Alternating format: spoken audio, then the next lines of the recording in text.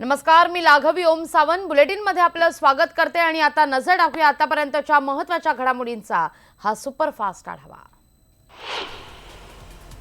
गोव्याचे नवे मुख्यमंत्री म्हणून विधानसभेचे सभापती प्रमोद सावंत यांनी काल शपथ घेतलेली आहे। त्यांच्यासोबत गोवा फॉरवर्ड पक्षाचे विजय सरदेसाई आणि महाराष्ट्रवादी गोमंतक पक्षाचे सुदीन ढवळीकर या दोघांनी सुद्धा उपमुख्यमंत्री पदाची शपथ घेतलेली आहे। त्यांच्यासह इतर 6-9 मंत्र्यांनी सुद्धा शपथ घेतली आहे।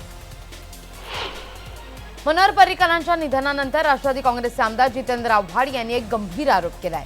मनोहर पर्रीकर म्हणजे राफेल प्रकरणाचा पहिला बळी आहे असा गंभीर विधान आव्हाडांनी केलंय। यानंतर त्यांनी आपल्या प्रतिक्रियेचा विपर्यास केला गेल्याचं म्हटलंय। आजपर्यंत राफेलच्या प्रकरणात अनेकांवर आरोप झाले, मात्र पर्रीकरांच्या नावाचा उल्लेखही कोणी केला नाही। अशा एका प्रामाणिक राजकारणी व्यक्तिमत्वाला देश मुकलाय अशी प्रतिक्रिया आव्हाडांनी नंतर दिली आहे। मुंबईतल्या वरळीच्या समुद्रात एक बोट बुडाली होती आणि या घटनेत बोटीतील 6 जणांना वाचवण्यात यश आलंय। तर बुडलेल्यांपैकी एक जण अद्यापही बेपत्ता आहे, त्याचा शोध सध्या सुरू आहे। आर्थिक घडी विस्कटलेल्या बेस्ट उपक्रमातील कर्मचाऱ्यांना निम्मा मार्च महिना संपला तरी फेब्रुवारीचं वेतन मिळालेलं नाहीये आणि त्यामुळे संतप्त कर्मचारी प्रशासनाच्या निषेधार्थ वडाळा इथं निदर्शनं करण्यात येणार आहेत। दंतेवाडामध्ये माओवाद्यांनी घडवलेल्या ब्लास्टमध्ये सीआरपीएफचा एक जवान शहीद झाला असून या हल्ल्यात 5 जवान जखमी झालेत। नक्षलवाद्यांनी आयडी स्फोट घडवून आणला आणि त्यानंतर केलेल्या गोळीबारात जवान जखमी झाले। छत्तीसगडच्या बस्तरमध्ये 4 नक्षलवाद्यांना पोलिसांनी अटक केलेली आहे। त्यांच्याकडून मोठ्या प्रमाणावर डिटोनेटर आणि स्फोटकांचा साठा जप्त करण्यात आला आहे। लोकसभा निवडणुकांचा पडघम वाजल्यानंतर कल्याण लोकसभा मतदारसंघातील शिवसेनेचे उमेदवार डॉक्टर श्रीकांत शिंदे यांनी नुकतीच ओमी कलानी यांची भेट घेतली आणि या भेटीत नाराज ओमी कलानी यांचं मन वळवण्यात खासदार शिंदेंना यश आल्याचं कळतंय।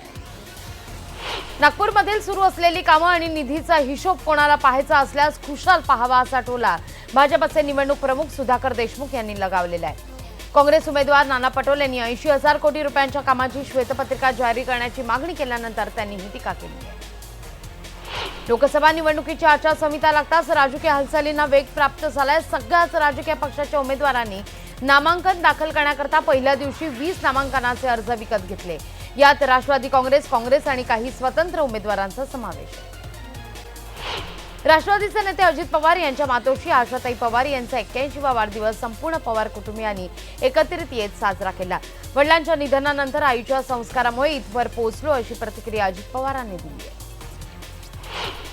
उल्हासनगरमधल्या प्रियंका महाडिक या महिलेची शस्त्रक्रिया करून तिच्या गर्भाशयातून तब्बल 3 किलोचा ट्यूमर गोळा बाहेर काढण्यात आलेला आहे।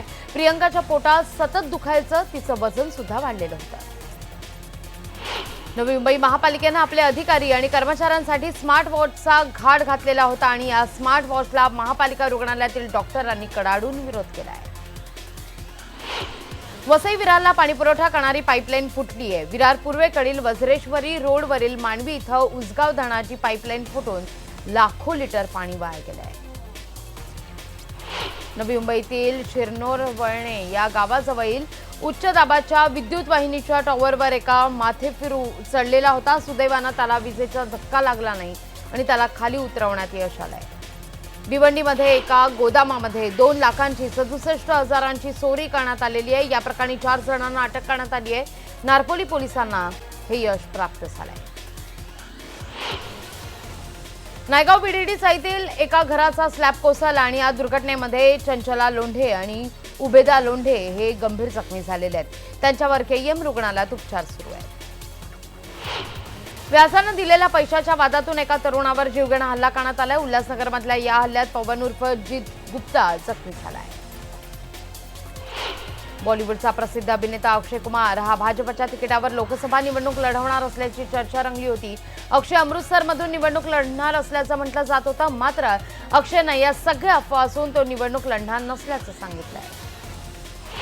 लोकसभा निवडणुकांसाठी मतदारांना मतदानाच्या दिवशी मतदान करण्याकरता सुट्टी किंवा 2 तासांची सवलत देण्यात येणार आहे। या संदर्भात शासनानं तसे आदेश काढले आहेत।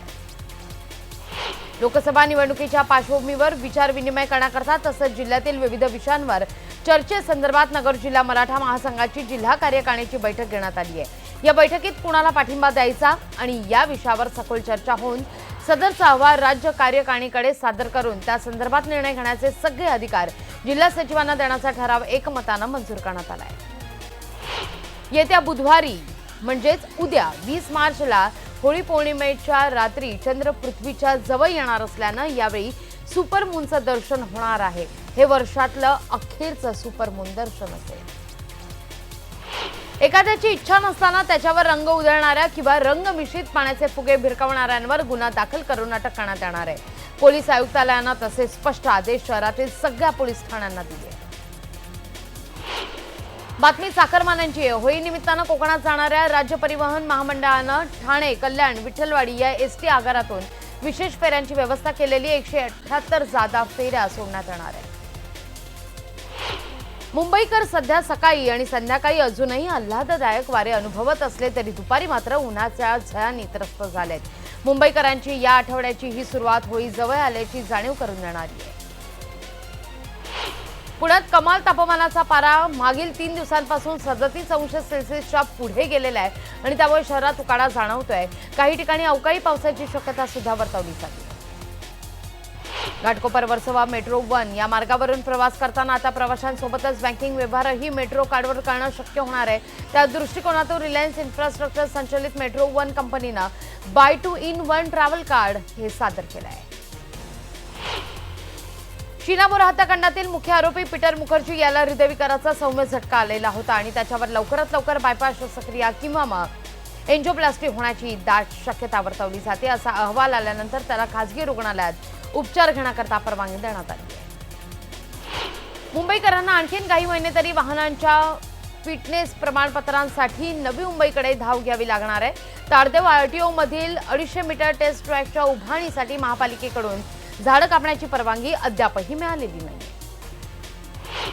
लोकल मधील गुन्ह्यांचं प्रमाण वाढत चाललंय। गेल्या वर्षभरात रेल्वे गाड्यांमध्ये घडलेल्या गुन्ह्यांवर नजर टाकल्यास चोरी, खून, बलात्कार, विनयभंग, दरोड्यासारखे गंभीर गुन्हे वाढतायत।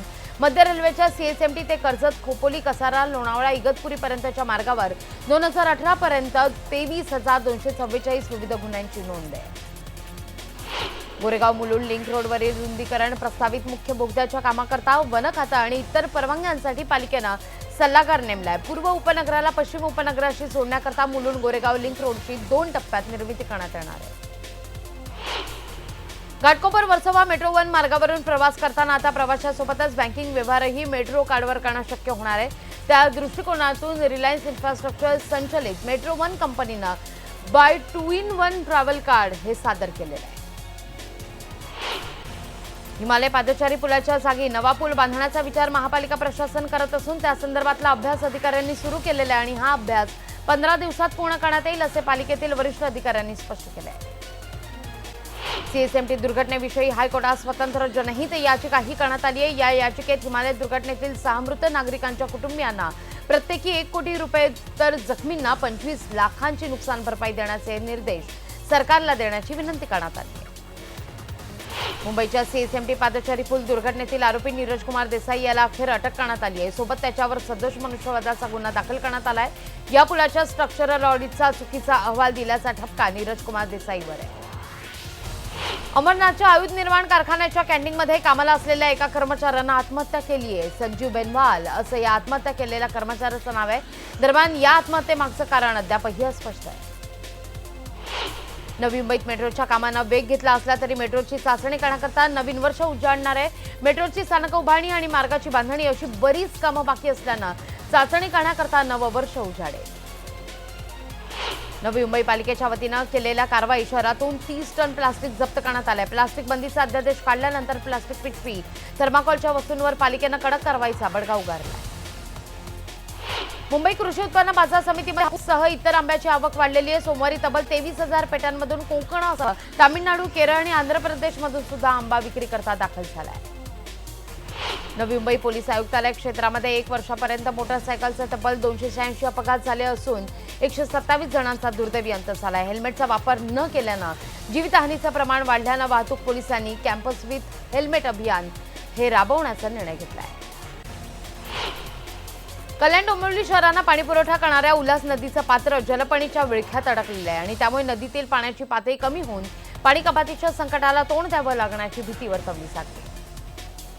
पुणे स्टेशन, स्वारगेट, शिवाजीनगर आणि संगमवाडी या ठिकाणी येत्या 10 दिवसात प्रीपेड रिक्षा सुरू करण्याचा शहर वाहतूक पोलीस शाखेनं तयारी दर्शवलेली आणि त्याकरता आवश्यक सॉफ्टवेअरची निर्मिती करण्यात येणार असून त्याचं काम पूर्ण झालेलं आहे आणि लवकरच हे आता अंमलबजावणी होण्याच्या वाटेवर आहे.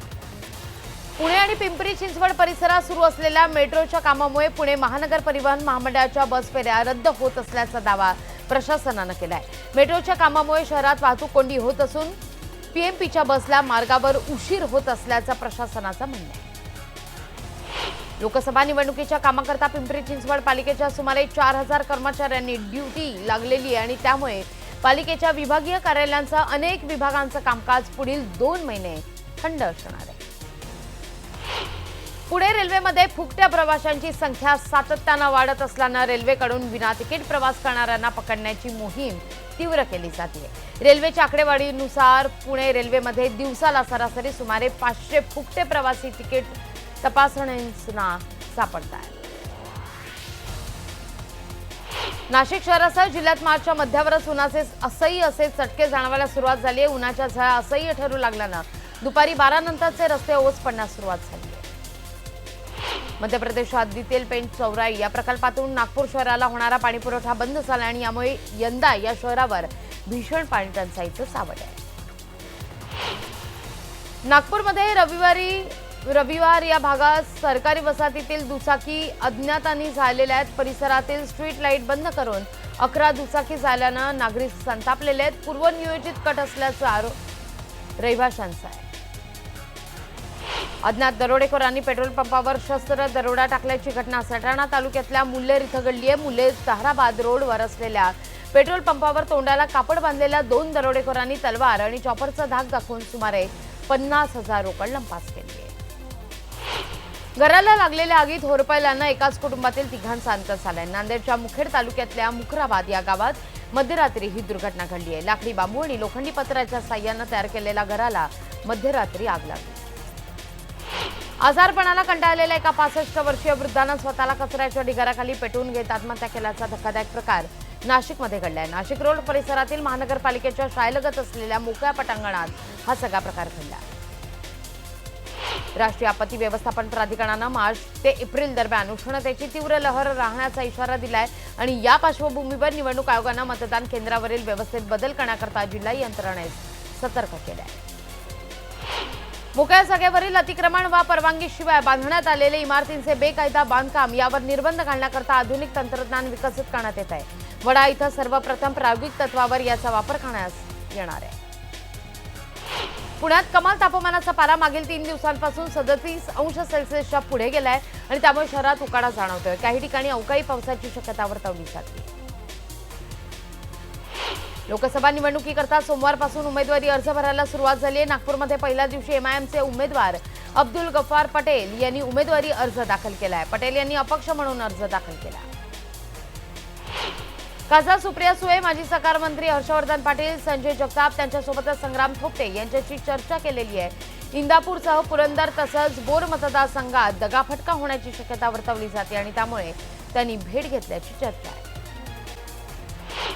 नागपूरमध्ये सुरू असलेली कामं आणि निधीचा हिशोब कोणाला पाहायचा असल्यास खुशाल पाहावा असा टोला भाजपचे निवडणूक प्रमुख सुधाकर देशमुख यांनी लगावलेला आहे. काँग्रेस उमेदवार नाना पटोले यांनी 80,000 कोटी रुपयांच्या कामाची श्वेतपत्रिका जारी करण्याची मागणी केल्यानंतर त्यांनी ही टीका केली.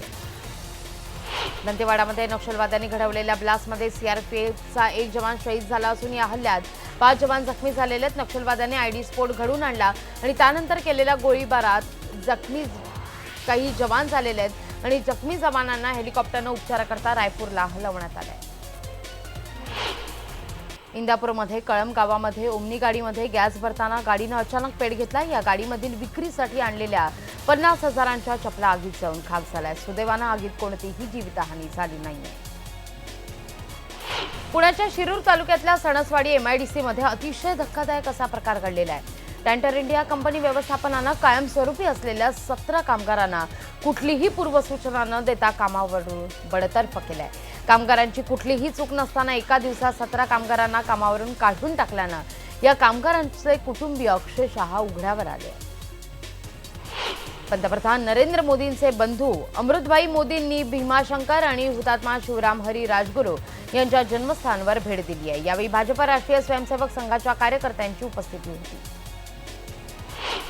प्रियंका गांधी आज मिर्झापूर दौऱ्यावर असणार आहेत, तर वाराणसीमध्ये उद्या प्रियंका गांधींचा प्रचार दौरा असणार आहे। तर दुसरीकडे राहुल गांधी आज मणिपूर आणि अरुणाचल प्रदेश दौऱ्यावर असतील। प्रियंका गांधींनी प्रयागराजच्या घाटावर जात तिथल्या जनतेशी संवाद साधला। सिरसा घाटावर त्या क्रूजमधून उतरून थेट लोकांमध्ये मिसळताना दिसल्या। तसंच देशातील गंभीर परिस्थिती पाहता देशाला आपली गरज असल्यानं घराबाहेर पडण्याची ही वेळ असल्याचं सांगत त्यांनी मोदींवर निशाणा साधलाय। यावेळी त्यांनी बोटीमधून प्रवास केला, तर या कॅम्पेनच्या निमित्तानं गंगा किनाऱ्यावरील गावांमध्ये जाऊन त्या जनतेचं म्हणणं ऐकून घेताना दिसल्यात। 20 मार्चपर्यंत ही यात्रा चालणार आहे। यावेळी प्रियंका बस आणि ट्रेनमधूनही प्रवास करतील। यावेळी प्रियंका गांधींनी भाजपच्या चौकीदार अभियानावर सुद्धा टीका केली आहे। त्या म्हणतात की गरीब नव्हे तर श्रीमंत लोक चौकीदार ठेवतात, मात्र त्यांची मर्जी त्यांनी आपल्या नावापुढे काय लावावं अशा शब्दात त्यांनी चौकीदार अभियानावर टीका केली आहे। भाजपच्या एका नेत्यांची प्रियंका गांधीबद्दल बोलताना जीभ घसरली आहे। केंद्रीय मंत्री महेश शर्मा यांनी प्रियंका गांधींचा उल्लेख पप्पूची पप्पी असा केल्यानं नवा वाद निर्माण झाला आहे। उत्तर प्रदेशात सपा आणि बसपाला 7 जागा सोडणाऱ्या काँग्रेसला मायावती आणि अखिलेश यादव यांनी जोरदार झटका दिलाय। काँग्रेसनं संशय निर्माण करू नये, 80 जागांवर आपले उमेदवार उभे करावे असं थेट आव्हान मायावतींनी दिलंय। दिल्लीत भाजपच्या निवडणूक समितीची आज बैठक होणार आहे। संध्याकाळी 5:30च्या दरम्यान ही बैठक होणार आहे। संध्याकाळी 7च्या दरम्यान भाजपची पहिली यादी जाहीर होणार असल्याचं सूत्रांकडून कळत आहे। आगामी लोकसभा निवडणुकात काँग्रेसची 5वी यादी जाहीर करण्यात आली आणि या यादीत 56 उमेदवारांची नावं जाहीर करण्यात आली आहे। मधु यक्षकी तेलंगणामधून तर अभिजित मुखर्जी जयपूरमधून निवडणूक लढवतील। हिमाचल प्रदेशमधील कुल्लू इथं भूस्खलन झालंय आणि यामुळे कुल्लू इथले रस्ते काही काळाकरता पूर्णपणे बंद ठेवण्यात आले। नेदरलँडच्या उट्रेक्ट शहरात एका अज्ञात हल्लेखोरांनी केलेल्या गोळीबारात एकाचा अंत झालाय। यामध्ये अनेक नागरिक जखमी आहेत। नवी मुंबईतील नेरूळ शिरवणे या गावाजवळील उच्च दाबाच्या विद्युत वाहिनीच्या टॉवरवर एक माथेफिरू चढलेला होता आणि सुदैवानं त्याला विजेचा धक्का लागला नाही। दरम्यान त्याला पाहण्याकरता मात्र मोठी गर्दी नागरिकांची झालेली होती। बदलापूरमध्ये पाण्यासाठी रहिवाशांनी ठिय्या आंदोलन केलेलं आहे। बदलापूर शिरगाव भागातील आयन-1 या गृहसंकुलातील शेकडो रहिवाशांनी बांधकाम व्यावसायिकाला धारेवर धरलं। 500 फ्लॅटच्या या संकुलात 200 कुटुंब वर्षभरापासून राहत आहेत। आगामी विश्वचषक स्पर्धेत भारत आणि पाकिस्तानमध्ये सामना होणार असल्याचा विश्वास आयसीसीचे मुख्य कार्यकारी अधिकारी डेव्ह रिचर्डसन यांनी व्यक्त केलाय आणि या दोन देशांमध्ये सामना होण्यास कोणतीही अडचण येणार नाही अशी खात्री रिचर्डसन यांनी दिली आहे। तर दुसरीकडे भारताचा माजी कसोटीपटू गौतम गंभीरनं जर हे दोन संघ अंतिम फेरीत आमने-सामने आले तर भारतानं अंतिम फेरीत खेळणं टाळावं असं म्हटलंय। 2 गुण महत्त्वाचे नाही तर देश महत्त्वाचा अशी प्रतिक्रिया त्यानं यावेळी बोलताना दिली। पाकिस्तान क्रिकेट मंडळानं भारतीय नियामक मंडळाला नुकसान भरपाई म्हणून $16 लाख दिलेले आहेत अशी माहिती पीसीबीचे अध्यक्ष अहसान मनी यांनी दिलेली आहे। पाकिस्तान क्रिकेट मंडळानं भारतीय क्रिकेट मंडळाविरोधात दावा दाखल केलेला होता। भारतीय संघाचे प्रशिक्षक रवी शास्त्री आणि इतर प्रशिक्षक वर्गाला मुदतवाढ मिळण्याची शक्यता वर्तवण्यात येते। 2020 साली ऑस्ट्रेलियात होणाऱ्या T20 विश्वचषकासाठी रवी शास्त्री आणि त्यांच्या सहकाऱ्यांना मुदतवाढ मिळण्याची दाट चिन्ह आहे। पंजाबमध्ये सुरू असलेल्या फीड कपमध्ये महाराष्ट्राच्या अविनाश साबळेनं यशस्वी पुरुषांच्या 3000 मीटर स्टीपलचेस प्रकारामध्ये त्यांना सुवर्ण पदकाची कमाई केली आहे। त्यांना 8 मिनिटं 28 सेकंद ही विक्रमी खेळी नोंदवत राष्ट्रीय विक्रम केला आहे। आयसीसीच्या क्रमवारीमध्ये भारतीय क्रिकेट संघाचा कर्णधार विराट कोहली आणि वेगवान गोलंदाज जसप्रीत बुमराह यांना आपली शीर्षस्थान कायम राखलेलं आहे। ऑस्ट्रेलिया विरुद्ध झालेल्या एका एकदिवसीय मालिकेमध्ये भारताला पराभव स्वीकारावा लागला आणि या मालिकेमध्ये विराटच्या बॅटमध्ये 310 धावा विराटनं काढलेल्या होत्या आणि याच कामगिरीच्या जोरावर विराटनं आपलं स्थान कायम राखलेलं आहे। तर भारतीय संघ एकदिवसीय क्रमवारीत दुसऱ्या स्थानावर आहे। विराट कोहलीसह उपकर्णधार रोहित शर्मानं मालिकेत 202 धावा चोपलेल्या होत्या आणि त्यामुळे तो देखील आपलं दुसरं स्थान कायम राखण्यात यशस्वी झालेला आहे। ऑस्ट्रेलिया विरुद्ध मालिकेमध्ये चांगली कामगिरी केल्यानं बक्षीस केदार जाधवला मिळालं असून तो 11व्या स्थानाची हनुमान उडी घेत कारकिर्दीतील सर्वोच्च 24व्या स्थानावर पोहोचलेला आहे.